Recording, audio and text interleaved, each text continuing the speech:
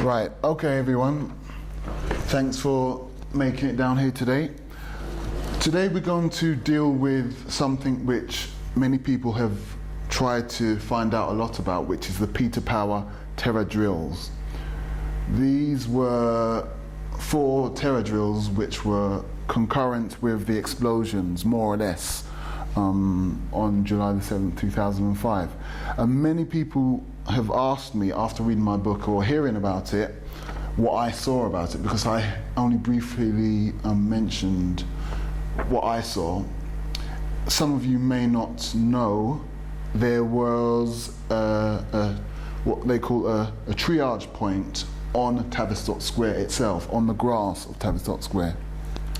And I saw this in the first 60 seconds when I ran down Tavistock Square after fleeing my flight from the bus which was blown up. So you've got to ask yourself, if I saw this, I saw the bandaged man, I saw a man with a camera, I heard wailing voice, I looked across the road and I saw a young man in a fluorescent bib. If you take a look at the handout I've made, it shows you on the second point the young man in a fluorescent bib across the road. Now, there were people who were actually trained. They were part of this terror drill which Peter Power says up to 1,000 people were involved. Now, 1,000 people involved, that means there are at least 250 in each location. So we have to ask ourselves, who were these people? Can we identify them? And maybe there were more than 4 actual locations, because there was a lot of radio talk about there being 6 locations. Can I initially? Briefly Yeah. and ask you, because I've heard another complete different version of it. That is to say that this exercise was simply a PowerPoint presentation in a room with a few people with simulated participants. In other words, 1,000 simulated people. Well, that goes against what Peter Power said himself and what I saw that day in Tavistock Square in the aftermath of the 4th explosion. I've got a few pictures of the actual terror drill, because what happened was there was a terror drill earlier at 8:15. A lot of people are unaware of this. They don't know the difference between the terror drill and then the people in the aftermath, the walking wounded.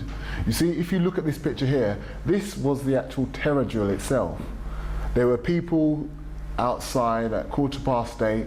You can see the workers. Some people are just, there's some Transport for London people. There's this lady in a bib here.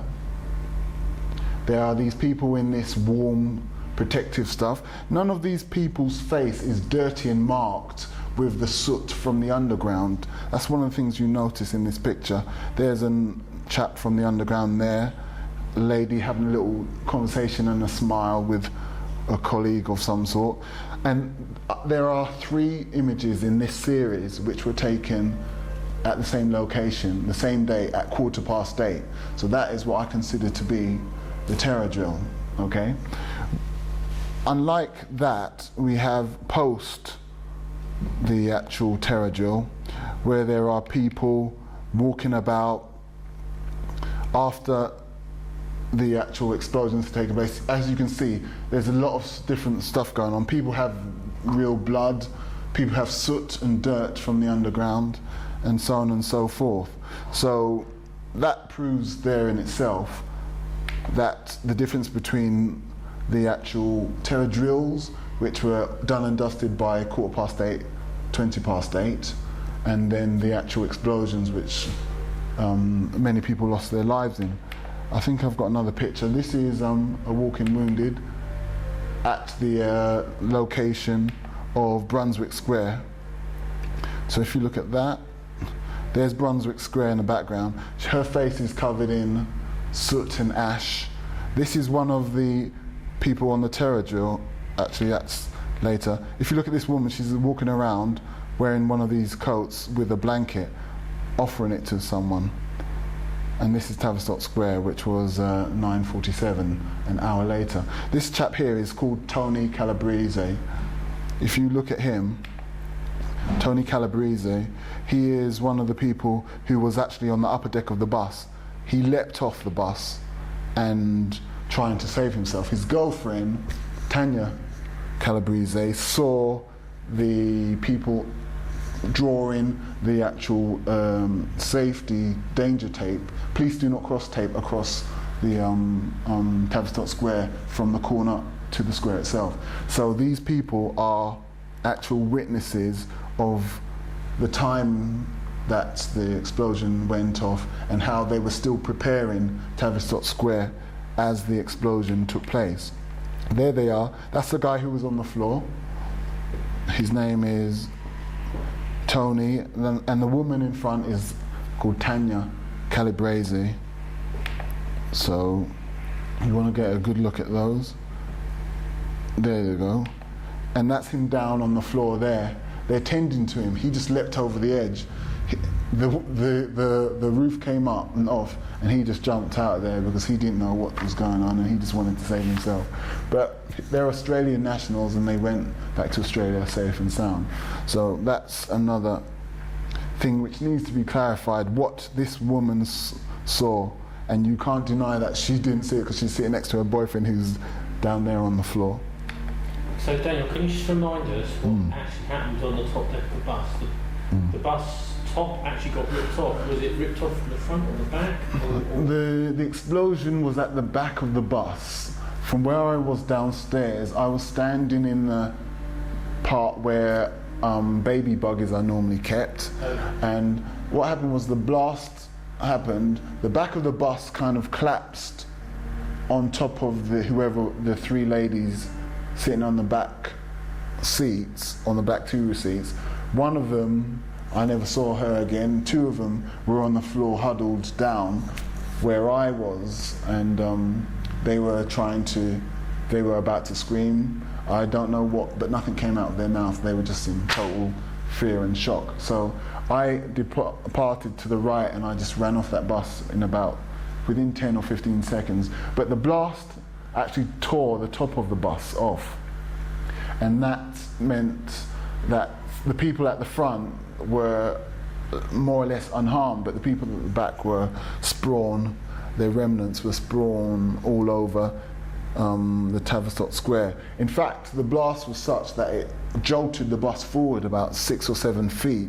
It acted like a boost because the driver had actually come to a halt, and the bus kind of jerked forward as well. I noticed that when I fell and hit the floor. You can see what happened in the aftermath of the bus here. This was the bus in front, the 205. This chap here is the bus driver looking to see what happened to the bus, because you can just about make out the bus in the background. So if you go like that, you can just about make out the bus in the background there. And then these people start saying, hey, it's time to leave, as you can see. So that was the 205. Let's go back to that. Yeah, pause it there. That's it there. So as you can see, it has no roof. And there's a bit of a haze of a smoke from the blast. So this is within the first minute or two of that bus exploding. So that's there for your, okay, you got that, Tony? Right. Okay, the next thing I want to show you is this chap here who appeared. His name still unknown 3 years after the actual incident. This man appeared relatively fast within the first 60 seconds. There's been a lot of talk about him online, who he is, who his identity, where he works, or who he works for, but as yet is unknown.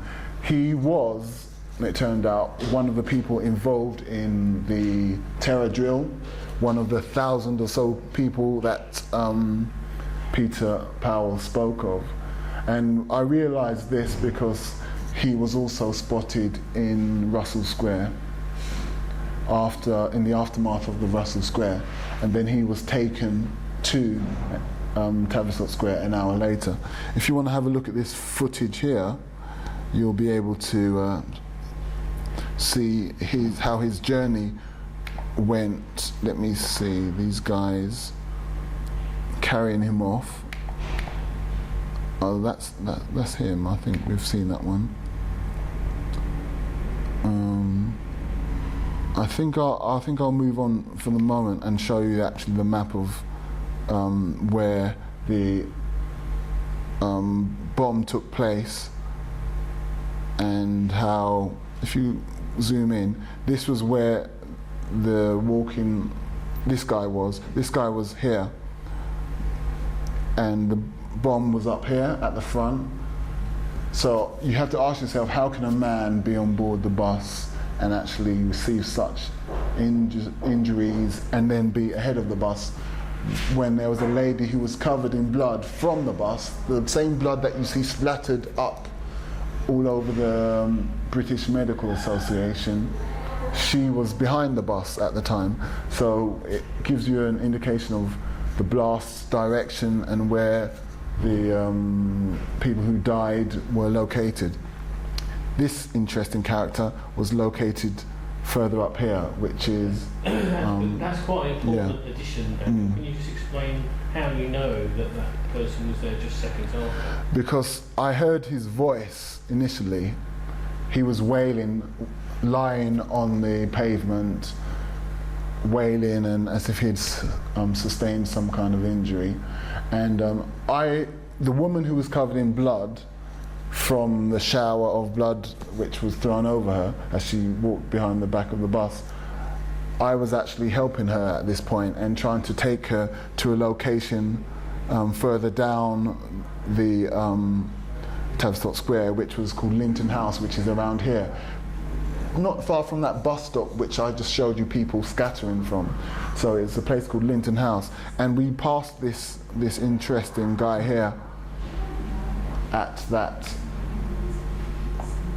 Hi there. We passed this guy as we found that, as we tried to get to some kind of form of safety. This is the bus in the aftermath. As you can see, the back is like totally collapsed.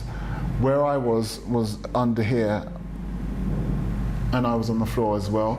There are also some people at the back who were actually crushed. One of them was an Australian woman. Her neck, she sustained neck injuries from how she had been forced down. The roof of the bus above her had actually crushed her to a certain extent, but she was okay. She survived after a few months in hospital. This here is the view from Russell Square. To actually what's going on? To actually move from Russell Square, you'd have to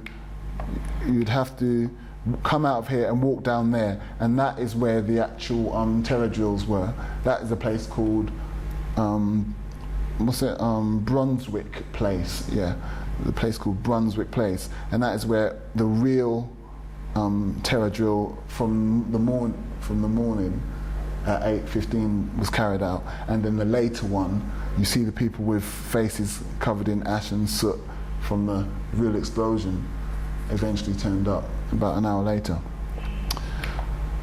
Okay, now this is some footage of the bomb's aftermath. This committee, all three surgeons went out. This committee, all three surgeons went out outside the gate. This committee, all three surgeons went out. This committee, all three surgeons. This is one of the guys from the BMA. Outside the gate and saw this absolute carnage.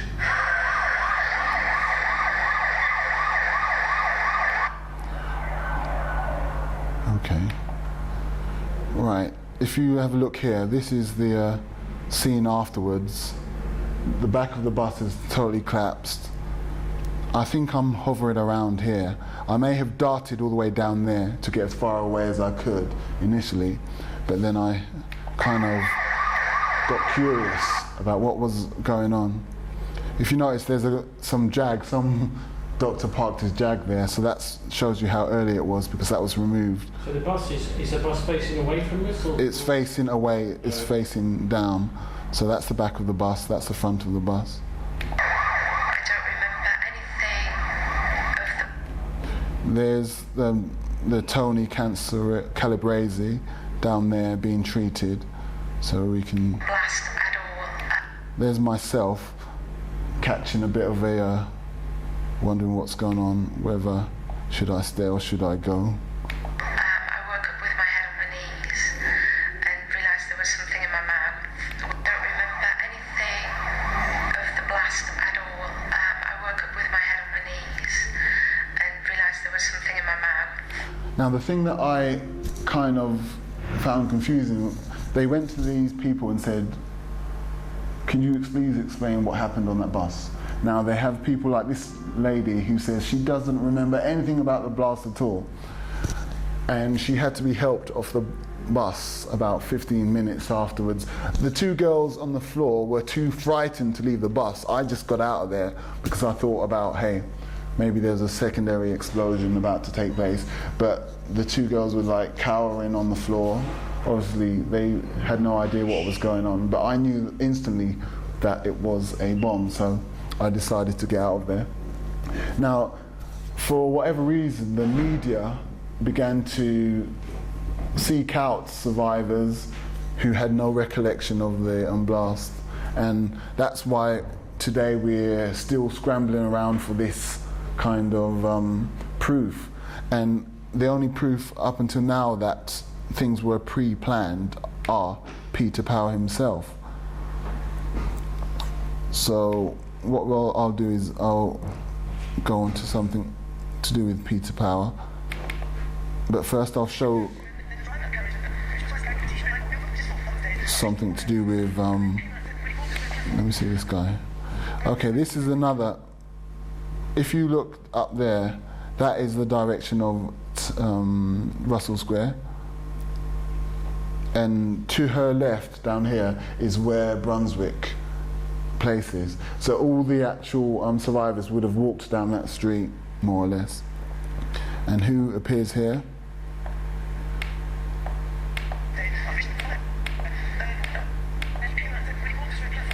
Okay.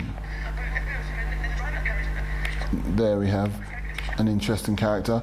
This person here, this is a man by the name of Peter Jones, or we assume his name is Peter Jones, but he is the person who was supposed to have been on board the same bus as myself and witnessed an Asian man acting strange with a rucksack. So there again, we have to ask ourselves, what is this man doing here in this location? We know he's walking towards the direction of the terror drill, which is about 2 minutes from where he is, the terror drill in Brunswick Place. So again, how can a man be on the bus in Tavistock Square and be at this location? Is he like the bandaged man who was at the terror drill and then repurposed?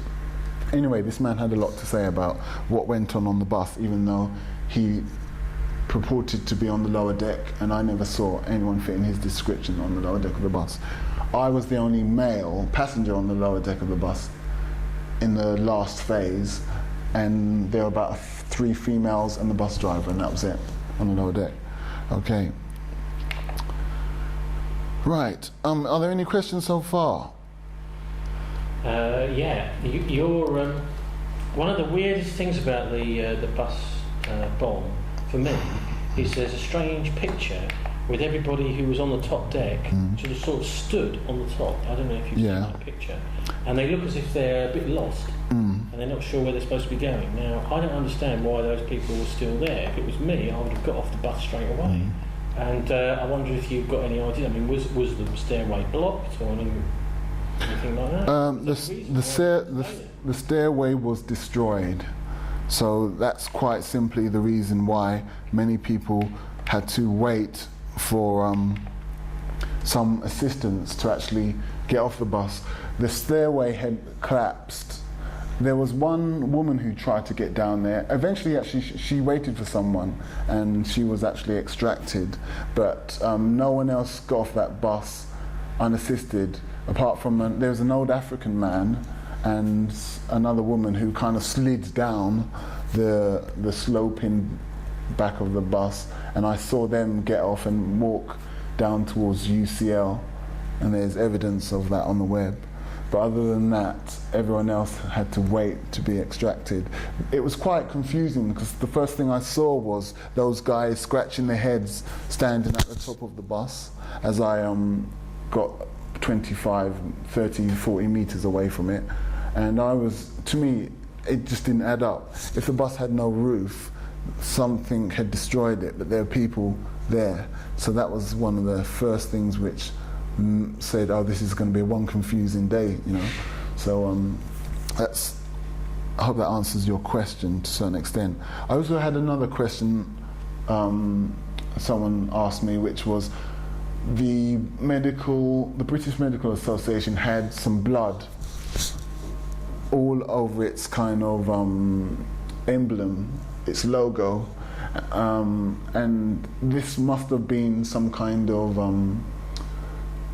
occult symbology or something, somebody said, and they must have deliberately done that. I said no, the blast actually tore people and flung limbs and parts hither and thither, and I'm not surprised when I saw the amount of blood on the actual British Medical Association itself, because I saw people walking down, their coat was showered in blood.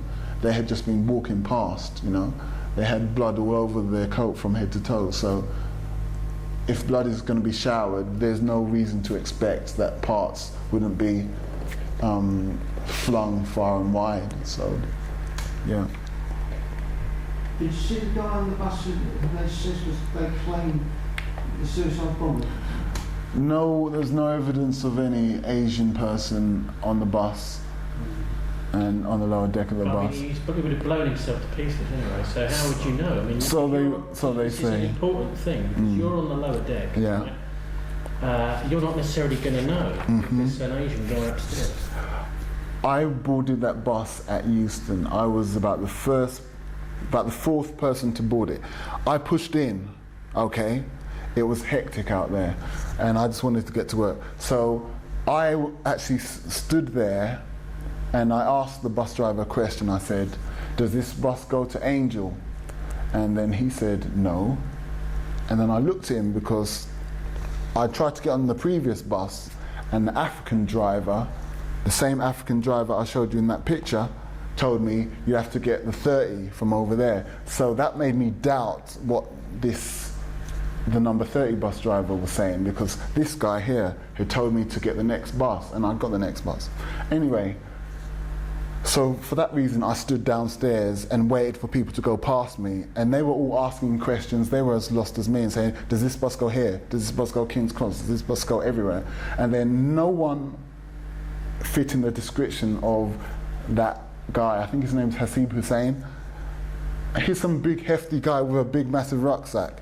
Now, I was standing there, people were brushing past me. I never saw no big hench guy with a rucksack go past me. That's it. Now, people might like to speculate that he was already on board the bus from a previous bus stop. I mean, that's something which someone has tried to suggest. I actually saw an individual with a light grey top and a dark grey two-tone rucksack, brown hair, who was sitting upstairs. He had a rucksack. Then he came downstairs. I'm standing downstairs. I'm saying, why is the guy sitting upstairs, then sitting downstairs? To me, I came to the conclusion that he must have been the bomber. He must have planted something upstairs, then sat downstairs. And obviously he got off in the minute before the bomb went off when the bus driver opened the doors for no apparent reason when there was no bus stop. Well, he sounds like an interesting chap, so I don't know if can you just give us as full a description as you can of what he was like? He was a European male in his mid-20s, brown, mousy hair. He had I remember his kind of shower-proof top. It was light grey, and the two-tone rucksack. And that's all I really remember of him. He did look at me hesitantly a couple of times, and I looked back at him. I thought he was just another lost kind of person. I thought that's the reason he was looking at me. And he got off. He was actually the very last person to get off that bus before the driver shut the door, and then the bomb went off 60 seconds or so later. See, now, many people might speculate that how come you can remember so much about this? Most people, when they're on the bus, if you were to tell them who went upstairs, who went downstairs, they would remember nothing. I remember this like it was yesterday. I mean, for some reason I was standing there. I was really thinking I shouldn't be on this bus. I should be on the bus in front. That's why I was getting a bit agitated there, and I was seeing what was going on, the delays, and I was looking out the window and saying, why the hell is this bus getting nowhere? So when you're in that state, looking at things and questioning everything, that's how I am as a person, I suppose. I mean, I saw this guy, and the thing which made me ask questions was, why did the bus driver stop the bus when nobody had rung the bell and open the middle doors and not open the front doors? That's what he did, and that's quite a few people got off from upstairs, a few people from downstairs as well, and then the very last person was this European man with brown hair, a light grey rainproof top, and a two-tone dark grey rucksack. So to me that speaks volumes, because you have to ask yourself, things normally happen naturally. You ring the bell, bus driver stops, you get off. The bus driver doesn't just stop, open the doors, and no one rang the bell, okay?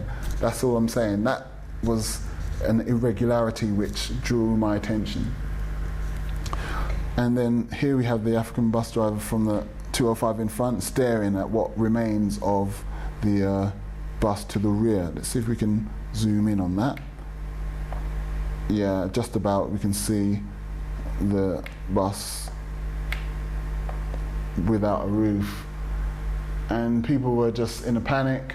I actually picked myself up off the floor and just ran straight down towards this bus stop here, and I was just kind of incredulous when I turned around and saw the people at the top of the bus scratching their head as if, hey, what's going on? It was just very confusing for that moment. So I think that kind of outlines what happened in Tavistock Square and how we see people moving from one location to the other location, people claiming to be in this location when they were in that location, and the whole idea of the terror drills coincides with this idea that things were going off in various locations. At the same time, these terror drills were being coordinated. So it leads us to actually ask ourselves, is there a way that we can verify certain things about the Peter Power terror drills? And that's what we're here today. So, I mean, if anyone has any questions about the terror drills, because it's been on ITV and BBC and Radio London, so. Can I ask that? Yeah. And like you, I think it was an inside job personally, but the one thing that goes against it is that guy who made that video saying he was a suicide martyr, that guy, on the, not on the tube, on the train. What do you think about it, and what does anyone else think about that? That is, you're talking about Khan and Tanweer. There's information about Khan and Tanweer that they were already signed up to do jihad, and they had gone to Pakistan to do jihad and made those videos for that, but then it was cancelled, and then they came home, and then they got picked up by British intelligence and were somehow used or. But what you've got to understand is the two of them, they did a video because, hey, they believe in that. They believe in jihad. But that is slightly different from saying they planned and executed 7/7 on their own with bar of soap or chapati flour or whatever they say. Yeah, so I mean, but the one thing which goes against it being coordinated by them is, in fact, Hasib Hussein. Was he part of the training, the group of people who were training to do jihad? He was just a teenager who lived with his parents, and somehow he's been credited with destroying the bus bomb, whereas I was on board that bus and I never saw him. So that just makes me naturally ask questions about the first two. You saw the MI5 Jesus plant the bomb or something? I didn't see him. I haven't got X-ray vision. I can't see upstairs, but I knew he was upstairs. Then he came downstairs, and then the bus driver opened the doors. Some guy, James Casper, I don't know if you've heard of him, he named the people who actually did the bomb. I think I've read his site. He claims to be MI5, but obviously he's probably worked for the services, but it's a bit of disinformation if he says he's giving away his own people. You know what I mean? It doesn't make sense. So yeah, it's interesting. Yeah. So okay. So we've got a conjecture here. Yeah. That Hasib Hussein, the guy who's supposed to. I think we've got some. Yeah. What's that about? Upstairs.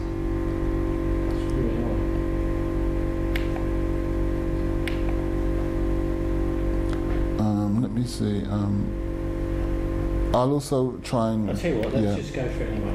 Look, we've got this guy Hasib Hussein who's supposed to have blown this bomb up. If he wasn't on the bus, what do you think may have happened to him? Because obviously his parents may believe, or some people in Leeds, where he's from, Beeston area, may believe that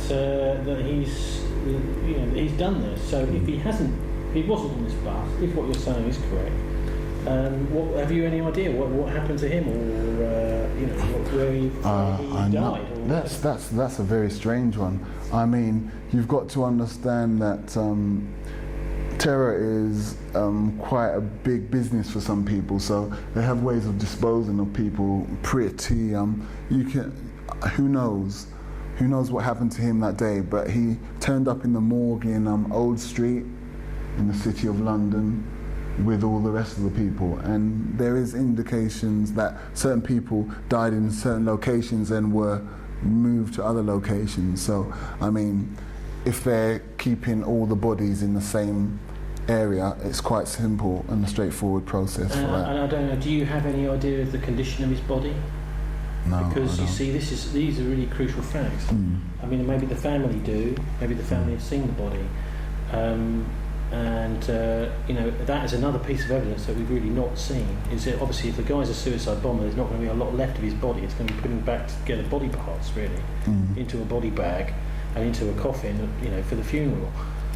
So this is another aspect of it I'm curious about, is how much is actually known, to your knowledge, about whether families got these bodies back intact. That's true. There is some footage which I don't think people have focused on enough. There's a picture of Tanweer and Khan outside the Leeds train station. Let me see if I can pick it up. Luton, you mean? Tanweer and Khan outside the Leeds train station. Let me see if I can pick it up. Luton, you mean? Luton, yeah. See if I can get it. If you examine it closely, you'll notice something. Okay, let's see.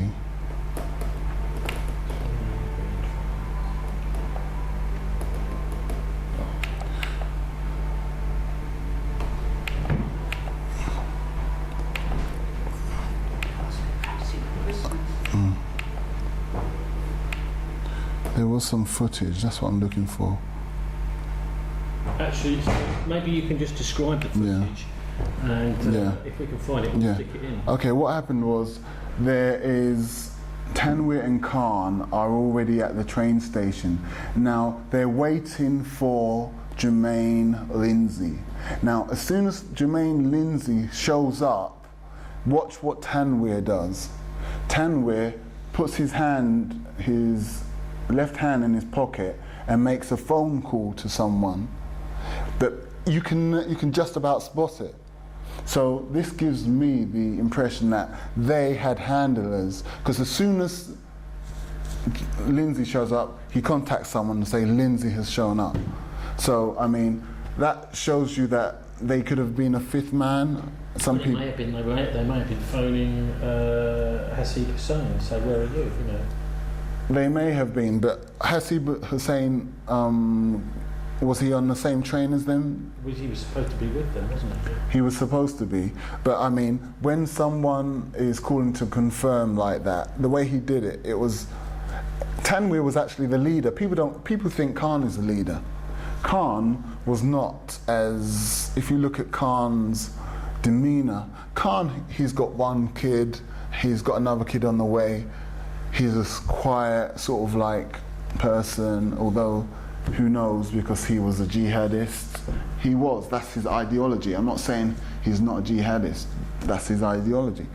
But if you actually have a look at Tanweer was the ringleader. He was like, he's into this, he was the one in communications, he was the one at the front leading them. They've messed around with the photographs a lot going into the station, and people have already commented there's a bar going through a guy's leg and this, that and the other. So I wouldn't take those for gospel. But if you actually understand who's the ringleader and see how the ringleader is in contact with the fifth man, you know. Right, because in initial reports straight away after the bombings, we heard that there was this guy, Haroon Rashid Aswad, that had been in contact with all four of these guys, the alleged bombers. Okay, where did you get that? In the week previous to. This guy, Haroon Rashid Aswad, who's from Dewsbury, which is not far from Leeds, and he has been very, very closely connected. Well, I mean, there's pictures of him with Abu Hamza in the back of a cab. I mean, he's a big friend of Abu Hamza, he's part of Al-Mujaroon. Now, this guy has been sort of spirited away. He was taken to Kenya. Somehow he disappeared after the London bombings. He appeared in Kenya, and then he was arrested and then released, and then he went, I think it was to Pakistan, where he was also arrested and then released, and now he's apparently in Britain. In Belmarsh prison he was for a while, and now apparently he's in Broadmoor, awaiting extradition to the United States. So here is another person who was connected with these four guys, who could possibly have been, the person that Tanweer was talking to. Maybe if it. Yes, this mysterious fifth person is someone who there had to be. To me, I believe they had handlers. That could have been at least someone maybe within the security apparatus, because there's been a lot of talk about they may have been led or said we're on a part of a terror drill themselves, you know? Who knows? So we never came across that footage, but if you have a look at that footage when the two of them are waiting for Lindsay to show up, and watch how Tanweer behaves. Right, so is this CCTV footage which is a bit jerky because it's not continuous, or is it proper film? I think it's CCTV actually. Okay, so is it quite jerky film? You can make out what you need. So I mean, as long as you can make out what as long as you understood, that's what it's all about. Whether you're saying something or. All right. Is there anything else? Peter Power himself, his radio interviews and ITV interviews are quite legendary. He did everything in his power to actually spread the fact around that he just happened to be carrying out these drills. So. Does anyone think there's a way of, I know online they're all talking about, we could get him to actually put his point of view across, but I think he's tried to do that in a number of ways. Earlier you were saying that on the BBC website. He's appeared on the BBC website,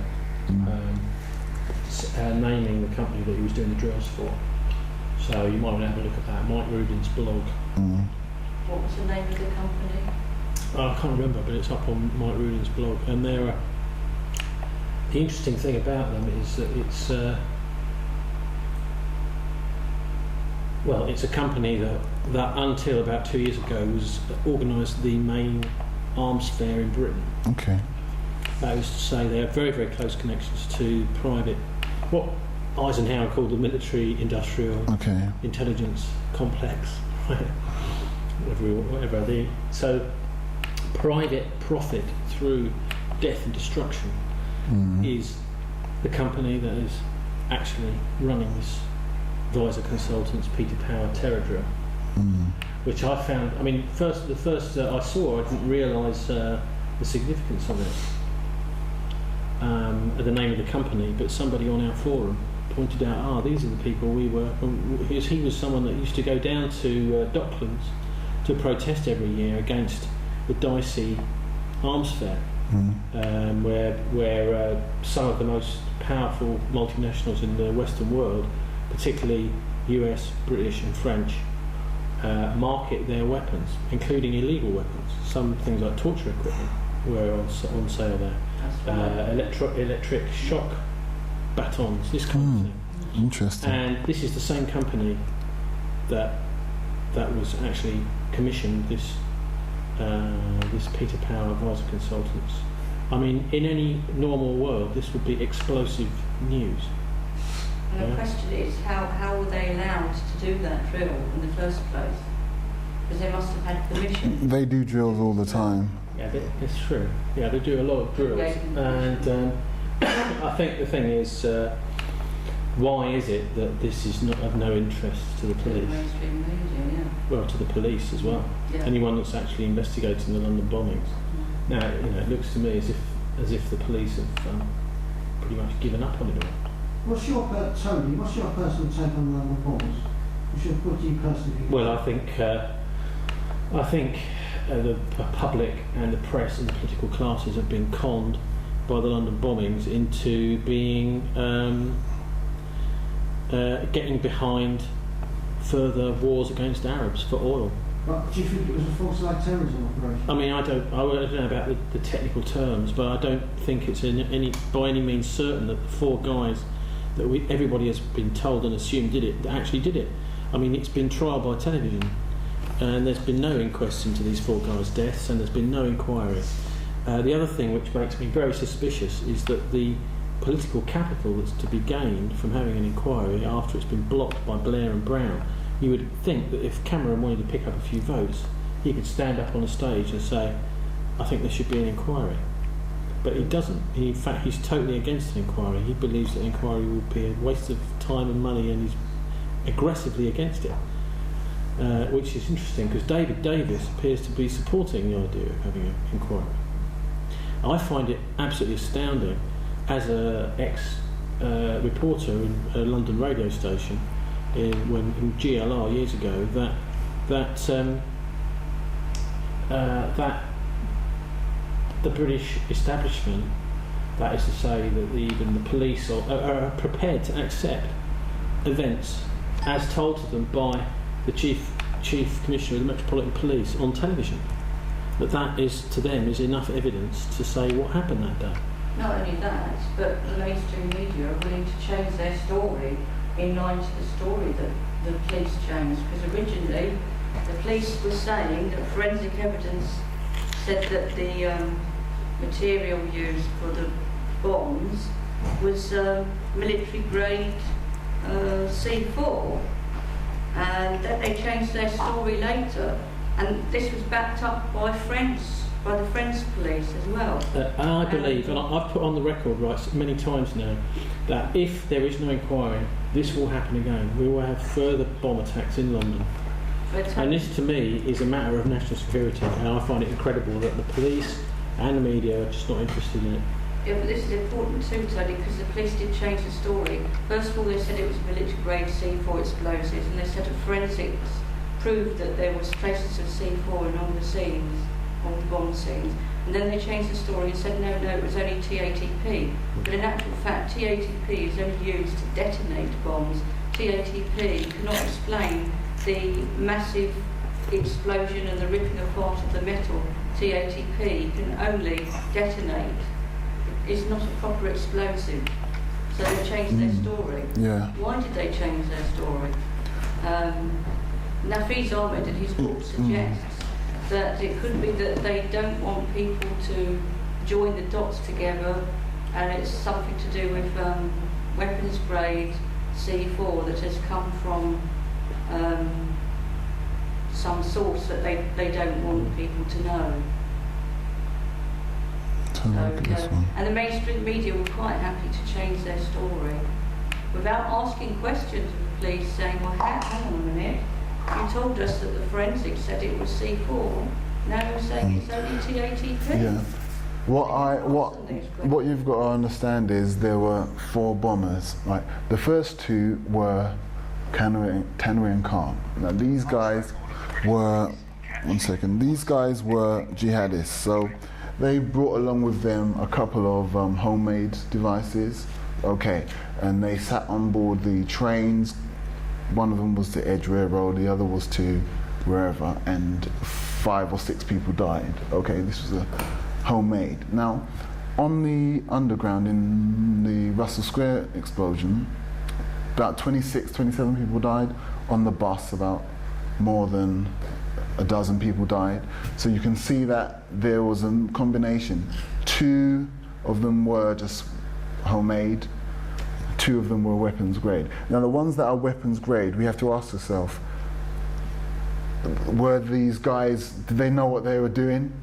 Because, okay, you think to yourself that the first 2, they flew out to Pakistan, maybe, who knows what they did out there, maybe they were just at some wedding, but hey, they made some video saying that they were ready to go, ready to die, okay? So we can't argue with that, okay? So you have to ask yourself, there's a combination here. There is weapons grade, then there is homemade. The 2 guys who were the jihadists, they had the homemade. The 2 guys, maybe there weren't 2 other guys, they were just bombs which were weapons grade, which were planted. That's really what I suspect. Okay, Daniel, we're really getting somewhere here because we're comparing notes and different bits of evidence. But I can tell you, when I worked for the Avon Fire Brigade, I worked in our exercises. And what we used to do, we used to simulate things very often. You'd sit in front of a camera and you pretend to be somebody. You pretend to be someone whose house was on fire. Right? You'd pretend to be, say for example, the chief fire officer who's in charge of an incident. You would then maybe pretend to be the chief fire officer back at headquarters, who's saying, "What's going on here? We'll send another fire engine." You might then pretend to be somebody who's actually on the ground. You know, you've got the right hat on or whatever, and you're in front of a camera. Now that's how they conduct exercises. And I think it's quite feasible that Tanweer's video is just part of a terrorist exercise. Having actually seen, and myself, been in front of cameras pretending to be somebody for a fire training exercise. So he might have actually just be making the video thinking he was just acting the part. I think it's quite feasible. To me, I think that is not really.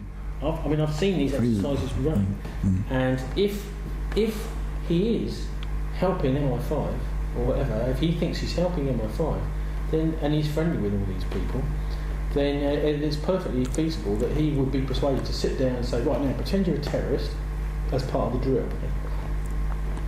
And off he goes. Oh yeah, we're going to do something. I think you're trying to excuse. Maybe, right? But it's another possibility. And also, he doesn't actually say anything in that video about doing an attack like the London bombs.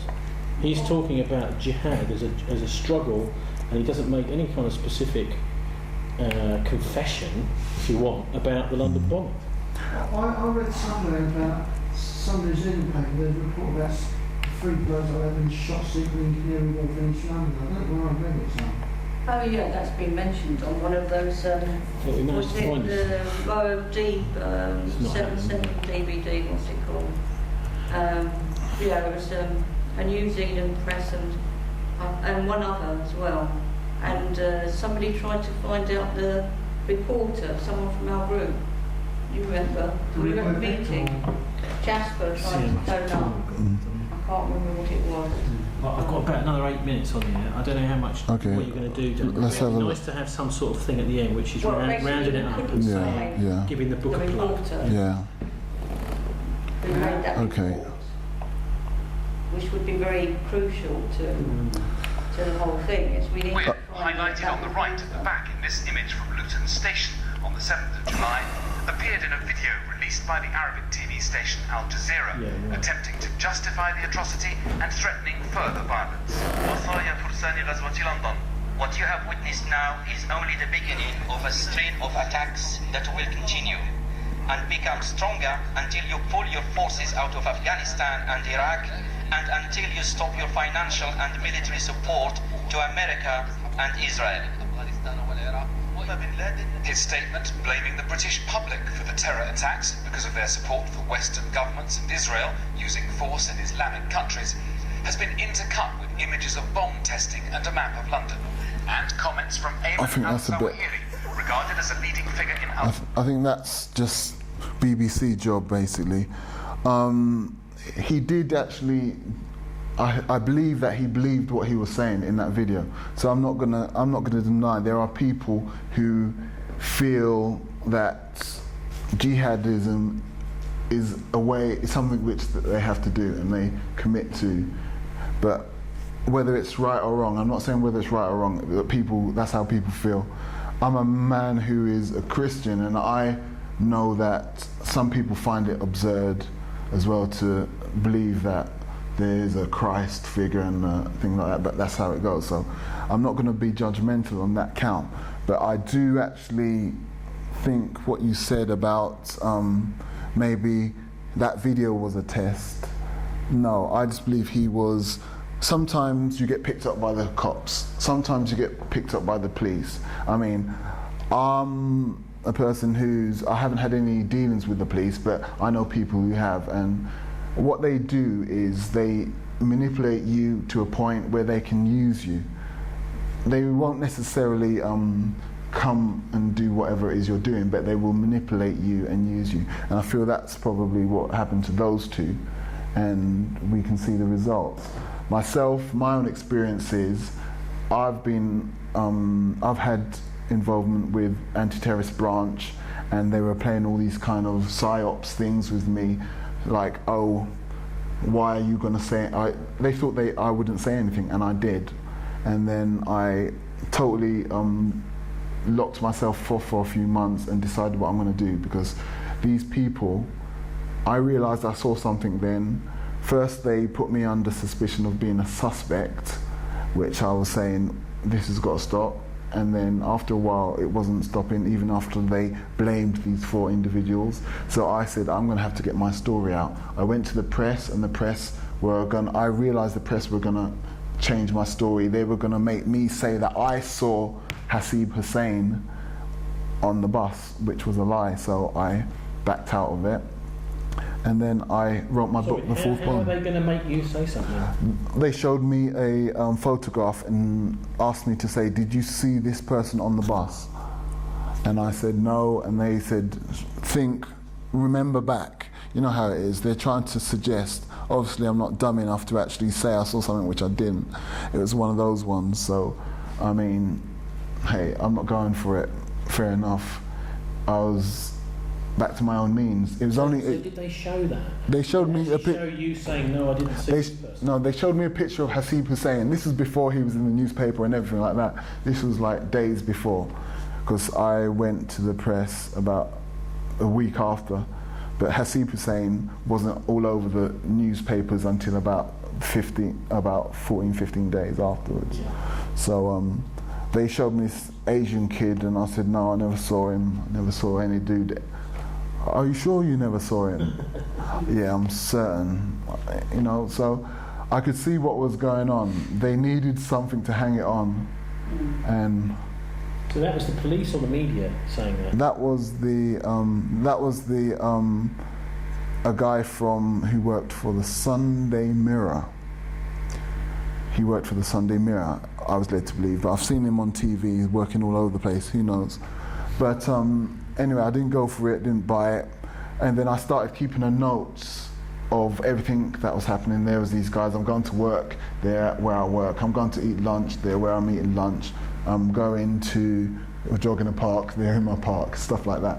So who are these people? I have absolutely no idea, but that's what they do for a living, okay? So I kept notes, took advice. I know people who are activists, they've been through this in the 70s. They say sometimes police will come and kick down your door and stuff like that, all that kind of malarkey, but that's slightly different. This is more to do with secret services rather than old Bill. So I consulted lawyers and I just kept a note of everything. Those notes in the end became a book, because it was all about 7 months and they still hadn't asked me for a proper police statement. There's just all these dudes all over my case and I wasn't really too enamoured with that. So. Has anybody from the intelligence services contacted you since the book's been published? All over the place, yeah. Every time you see all this stuff I'm doing, every time I'm doing my book launches, some of them try to attend, but I did the book launch with a Nigerian group, so the guys tried to get in and sorry mate, you weren't Nigerian. So obviously they do try and attend and stuff like that, but they told you about the books, so they're friendly. I'm not really concerned. I mean, no one's threatened anything, it's just a book. In a sense, the book is what I've exercised my right to freedom of speech. Whether you want to say that my book is a fabrication, some people try to say that to me on my blog, and I know that these people are just angry about the book being available to the public.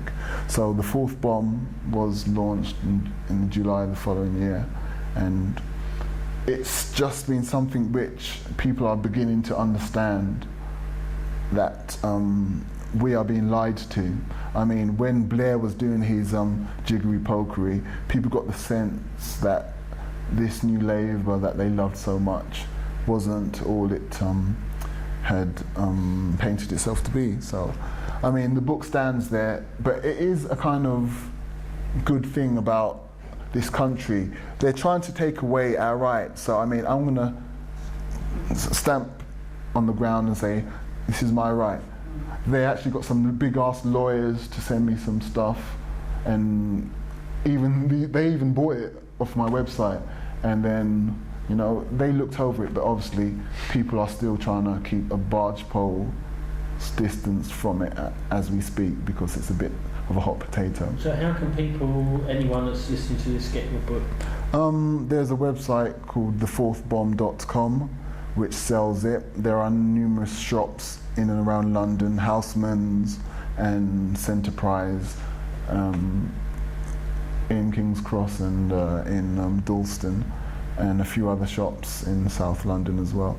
But online is the best place, the website. It also furnishes you with information and footage from that day, which is... So Daniel, have you met with other people that have survived the 7/7 incidents, and how do they feel about your book? And I've met with people who lost loved ones that day. So really, with me, I'm A-OK. So you've got to feel for them, really. That was I think about 18 months ago. So, but they've written books. I mean, a guide has done a film about it as well. It's called the Homefront Movies. That's the one, yeah.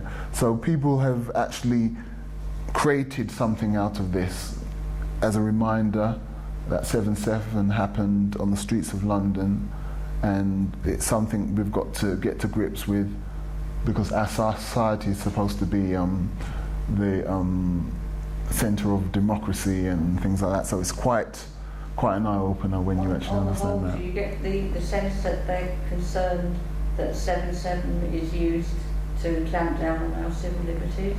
That's the general idea I'm getting. They're preparing London and society in general for what's to come. That's why people are getting in an awful kind of tears about 2012, because they think whatever it is they're preparing, that is going to be the point which it is cast upon us. So